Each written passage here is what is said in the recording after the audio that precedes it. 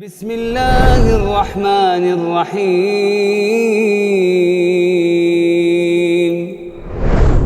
الحمد لله رب العالمين والصلاة والسلام على رسول الله وبعد. Assalamu alaikum warahmatullahi wabarakatuh. Magandang araw mga kapatid sa pananampalatayang Islam. Naway bigyan po tayo ng Allah subhanahu wa ta'ala ng pagkakaintindi sa ating relihiyong Islam at pag-unawa sa mga aralin patungkol sa Quran ng Allah subhanahu wa ta'ala.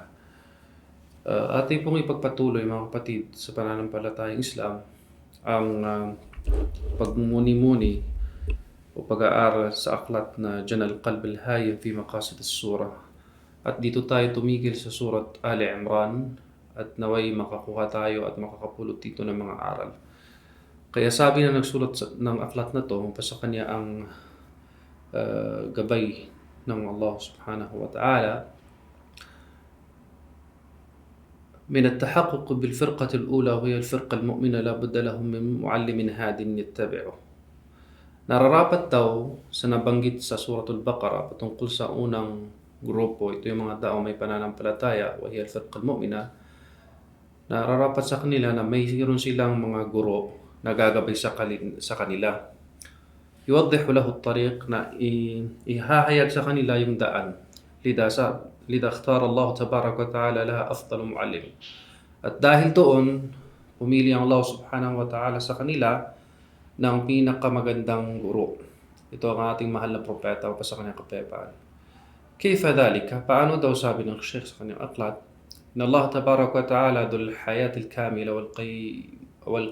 والقيومية التامة. Katotohanan ng Allah subhanahu wa ta'ala ay nasa kanya ang kumplituhan ng buhay at nananatiling buhay. Kaya sabi ng Allah subhanahu wa ta'ala, Allahu la ilaha illa huwal hayyul qayyum. Katotohanan ng Allah subhanahu wa ta'ala ay walang ibang Diyos maliban siya at buhay na mananatili. At ang Allah subhanahu wa ta'ala ay dhul asma'il husna was sifatul ula. May mga katangian at pangalan na napaka mataas. اختار القرآن ليكون أفضل كلامه لأجل ذاك الهدف وهو هداية خلقه. At pinili yung Quran ليكون أفضل كلامه, ito yung pinakadakilang salita لأجل ذلك, at dahil doon na hadaf o point وهو هداية خلقه, para magabayan ang mga tao. وجعله أفضل كتبه, at ginawa itong kapuri-puri sa lahat ng mga aklat. Kaya sabi ng Allah subhanahu wa ta'ala, وَأَنزَلَ التَّوْرَاةَ وَالْإِنْجِيلَ مِنْ قَبْلُ هُدًى لِلنَّاسِ وَأَنزَلَ الْفُرْقَانَ. Ibinaba yung Taurah at mga Ebanghelyo na nauna sa atin, min qablu hudan, para maging gabay sa mga tao. وَأَنزَلَ الْفُرْقَانَ, at ibinaba rin yung Quran na magiging gabay din para maintindihan natin ang katotohanan sa kawalan. لِيَحْكُمَ عَلَى جَمِيعِ الْكُتُبِ الشَّرَائِعِ السَّابِقَةِ, at magiging hatol itong Quran na to sa naunang mga aklat at mga rulings na nauna sa atin. Wala tansakhu shari'atun wala kitab, na hindi ito mabuburo ng kahit ano mga rulings o aklat, itong Quran ng Allah subhanahu wa ta'ala. Waja'alahu awdahu kutubihi wa abyanuha, at ginawa ng Allah subhanahu wa ta'ala itong Quran na ito pinakahayag sa lahat ng mga aklat. Yastati'u bihi kulli dhi qalbin an yufarriqa bayna al-haqqi wal batil, na kayang pagkakaibahin ng isang taong may paniniwala sa kanyang puso kung ano yung pagkaibahan ng katotohanan at hindi makatotohanan. Kaya sabi ng Allah subhanahu wa ta'ala, وَأَنزَلَ الْفُرْقَانِ, ibinaba niya ang Furqan. وَإِنْ ضَلَّ مَنْ ضَلَّ عَنْهُ بِشُبْهَةٍ أَوْ شَهْوَةٍ, kahit pa ang mangyayari ay may mawawala sa itong Quran na to, bishubha, dahil sa shubha, haka-haka o kagustuhan ng sarili. Zuyina, kaya sabi ng Allah subhanahu wa ta'ala, zuyina linnasi hubu shahawati min an-nisa'i wal banin wal qanatir al-muqantar min al-dhahab wal fidda.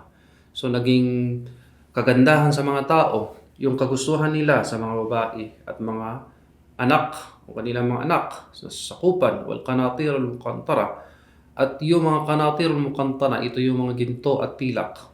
واختار أحسن الأسماء للرسالة, at pinili ng Allah subhanahu wa ta'ala sa ating pinakamainam na pangalan sa kanyang mensahe. Ito yung Quran na nilalaman nito yung tinatawag na Islam. وجعله أفضل الأديان والرسالات, at ginawa ito pinaka kapuri-puri sa lahat ng mga relihiyon at mga mensahe. Kaya sabi ng Allah subhanahu wa ta'ala, Inna ad-dina indallahi al-Islam. Katotohanan ng relihiyon ay doon sa Allah ay ang Islam lamang. Sabi ng Shaykh sa kanyang aklat, Inna Allah Ta'ala wahdahu alladhi yakhtaru ma yasha' li dini. Katotohanan ng Allah subhanahu wa ta'ala, siya'y yaong pipili kung anong nanaisin niya sa kanyang relihiyon. Wa huwa wahdahu alladhi yakhtaru man yasha'u min khalqihi liyas-sayadati wal qiyada. At ang Allah subhanahu wa ta'ala, ang siya yung nararapat na pumili kung sino yung magiging leader sa itong relihiyon na to, na ito yung magiging susundan natin. Kaya sabi ng Allah subhanahu wa ta'ala, Qulillahumma malikal mulk, tu'til mulka man tasha. Katotohanan ng Allah subhanahu wa ta'ala sa kanya ang kaharian. Ibinibigay niya ito kung sino yung nanaisin niya. Wa huwa subhanahu wahdahu alladhi yastafi li risalatihi man yasha'u min al-bashar.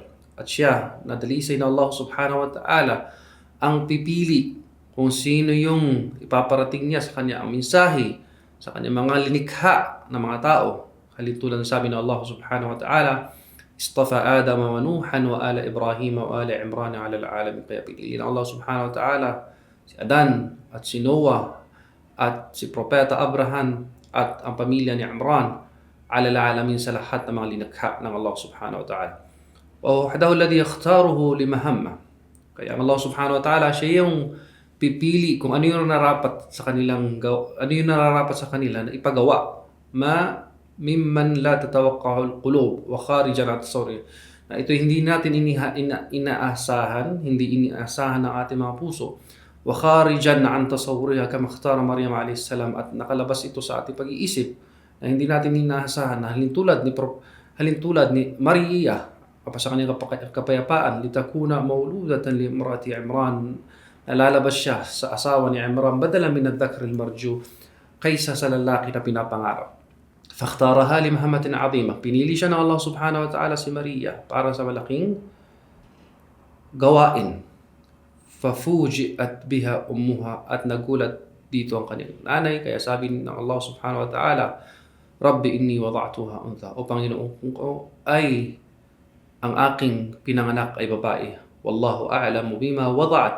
At ang Allah subhanahu wa ta'ala ay may alam kung ano yung dahilan kung bakit yan pinili. Walaysa dhakaru kal untha, at hindi magiging halintulad yung lalaki sa babae. Sabi pa ng Shaykh sa kanyang aklat, Inna an-nabi alladhi ikhtarahu Allah li hadhihi ar-risala arada Allah ta'ala an tuwaffara fihi shurut. Katotohanan ng propeta na pinili ng Allah subhanahu wa ta'ala patungkol sa itong mensahe na to ay talagang intensyon ng Allah subhanahu wa ta'ala dito ang tatawaffara fihi shurut, na meron itong mga kondisyon itong propeta na to. Ammatan lirisalati wa shurutun khasa litamayuz wal alamiyah. Litamayuz wal alamiyah. Na itong mensahe na to na meron ng mga kondisyon ay khasa. Khasa para lang na makukuha niya ang propeta Muhammad litamayuz wal alamiyah, na magiging kakaiba at pangkalahatan. Fala budda wa an yakuna makhluqan, at kailangan itong propeta na to ay magiging kasama siya sa mga linikha ng Allah subhanahu wa ta'ala, na ito'y minal bashar min bani Adam, sa mga tao na kasama sa mga angkan ni Adan, thumma min sulalati Ibrahim al-Khalil, at lalabas ito kay propeta Abraham. Sawa'an kana hadha an-nabi muttasim bil Khalil, na maaring may koneksyon itong propeta na to sa propeta ni Khalil, propeta Abraham, min jihati ummi, sa kanyang nanay o sa kanyang tatay, halintulad ni Yahya, propeta Yahya alayhis salam, sa kanyang kapayapaan, o min jihatin wahida, o halintulad sa isa lang, halintulad ni Isa o propeta Jesus sa kanyang kapayapaan.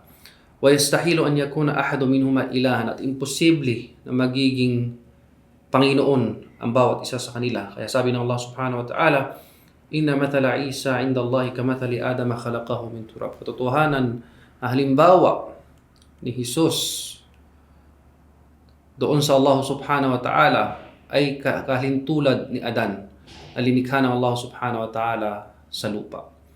Wa fi hadha dahdhu hujjatu man arada an yaj'al nabiy Allah Isa alayhi salam yatafawaq bi uluhiyyati. Kaya ito ay isang ebidensya na matibay na sino nagnanais na gawin si propeta Jesus na magiging Panginoon aabot sa pagsamba sa kanya. Qaidu hadhihi al-umma wa muallimu alladhi ikhtara, na pinili ng propeta Muhammad, pinili ng Allah subhanahu wa ta'ala ang propeta Muhammad na magiging leader sa itong nasyon na to, liyakuna afdal muallim, na siya yung pinakakapuri-puri na siya yung pinakakapuri-puring guro, wa qaidun ala wajhi al-ard, at leader sa lupain na to. Kaya sabi ng Allah subhanahu wa ta'ala, wa ma kana li basharin an yu'tiyahu Allahu al-kitab. Walang sino man sa mga linikha ng Allah subhanahu wa ta'ala, mga tao, na yu'tiyahu Allahu al-kitab, na darating sa kanya ang aklat ng Allah subhanahu wa ta'ala, kautusan ng Allah subhanahu, wal hikma, at yung wisdom, wal nubuwa, at piliin siya bilang propeta, thumma yaqul, at sasabihin niya, kunu ibadan li min dunillah, na kayo yung mga tao ay maging alipin ko maliban sa Allah subhanahu wa ta'ala. Hindi yung gagawin ng mga propeta na yung pinili ng Allah subhanahu wa ta'ala. Bal huwa binafsihi da'a atba'ahu ila mutaba'at an-nabi sallallahu alaihi wasallam idha ba'at. At mismo siya ay hinikayat niya ang kaniyang mga nasasakupan na sundan ng propeta Muhammad sallallahu alaihi wasallam. Ibig sabihin si Jesus mismo nagsabi, idha bu'ith, kapag siya'y dumating sa kanya. Kaya sabi ng Allah subhanahu, la tu'minunna bihi wa la tansurun, nararapat sa ating sumampalataya at sumunod sa kanya at suportahan siya, tulungan siya. وَقَدْ كَانَ كُلُّ نَبِيٍّ يُبْعَثُ إِلَى قَوْمِهِ خَاصَّةً. At bawat propeta ay pinapadala, inuutos sila sa bawat nasyon na kanilang pinadalahan. وَرَسُولًا إِلَى بَنِي إِسْرَائِيل, at siya ay propeta sa angkan ni Israel. وَيُشْتَرَطُ فِي كُلِّ نَبِيٍّ أَنْ يُصَدَّقَ رِسَالَةَ مَنْ قَبْلَهَا. At isa sa kondisyon ng bawat propeta na paniwalaan niya kung ano yung nauna sa kanya. Ibig sabihin, anong naunang mensahe sa kanya. وَقَدْ يَكُونُ نَاسِخًا لِبَعْضِ الشَّرَائِعِ. Maari maging kopya ito sa naunang mga rulings sabik na nauna sa kanya, lahu aw jami'a, o sa kapangkalahatan ng mga rulings nito. At nabanggit pa mga kapatid sa pananampalataya sa aklat na to, walamma kana banu Israel alladhina kanat fihim an-nubuwwa laysu umana. At dahil yung mga angkan ni Israel na naparating sa kanila o dumating sa kanila yung mga propeta, na may katangian sila na hindi sila makapagkakatiwalaan sa mga propeta, alal-anbiya, at mga sugo, idh makaru binabihim Isa. At alam natin na pinagplanuhan nila ang kanilang propeta na si Jesus. Kaya sabi ng Allah subhanahu wa ta'ala, wa makaru Allah. Nagpaplano sila pero pinagplanuhan sila ng Allah subhanahu wa ta'ala. Walaysa umana ala abihi Ibrahim alayhis salam, ay hindi sila rin na mapagkatiwalaan sa kanilang ama na si Propeta Abraham. Mapasakay kapayapaan. Kaya sabi ng Allah subhanahu wa ta'ala, lima tuhajjuna fi Ibrahim wa ma unzilat at-Taurat wal Injil illa min ba'di. Bakit kayo nakikipag-discuss kay Propeta Ibrahim? Wa ma unzilat at-Taurat, at binaba yung Taurat at yung mga Ibanghilyo, illa min ba'di, at maliban na lang sa susunod dito. Walaysu umuna ala dini Ibrahim, at hindi sila mapagkatiwalaan sa relihiyon ni Propeta Abraham. Kaya sabi ng Allah subhanahu wa ta'ala, ma kana Ibrahim Yahudi wala Nasraniyan. Hindi naging si Propeta Abraham na isang Hudyo o isang Nazareto o Kristiyano. Walaysu umana ala al-haq, at hindi sila mapagkatiwalaan patungkol sa katotohanan. Kaya sabi ng Allah subhanahu wa ta'ala, lima talbisuna al-haqqa bil batil wa taktumuna al-haqqa wa antum ta'lamun. Bakit yung pinagsago-sago o pinagpapasok, pinagkaisa ang katotohanan at hindi makatotohanan, wa taktumuna al-haq, at tinitago niyo yung katotohanan, wa antum ta'lamun, at alam niyo ito. Subhanallah. Walaysu umana ala sharia, hindi sila mapagkatiwalaan patungkol sa sharia o rulings. Bal laysu umana li'a'ati ad-dunya wal mal. Li'a'ati ad-dunya wal mal. At hindi rin sila mapagkatiwalaan patungkol sa kagandahan na makamundo na to, ito yung mga ari-arian. Kaya sabi ng Allah subhanahu wa ta'ala, wa minhum man in ta'manhu bi dinar.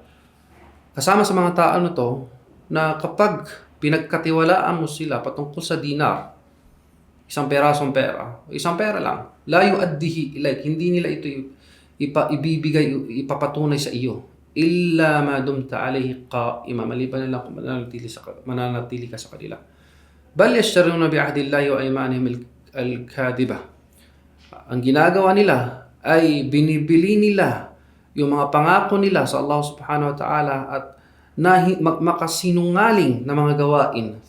Kaya sabi ng Allah subhanahu wa ta'ala dito sa talata na to, thumma kafaru ba'da imanihim. Kanilang ginagawa ay nawawala yung pananampalataya nila pagkatapos nila ng sumampalataya. Wa shahidu anna rasulah haq, at nagsasaksi sila ng propeta ito to.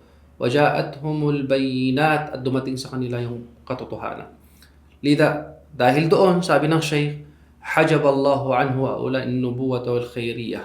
Nawala o tinakpan ng Allah subhanahu wa ta'ala sa kanila yung sinabing nubuwa wal khairiyah na may lalabas sa kanila mga propeta o wilayat sharia, at makukuha nila yung ruling sa sharia, wa naskuha ila man huwa awla min, at na-transfer ito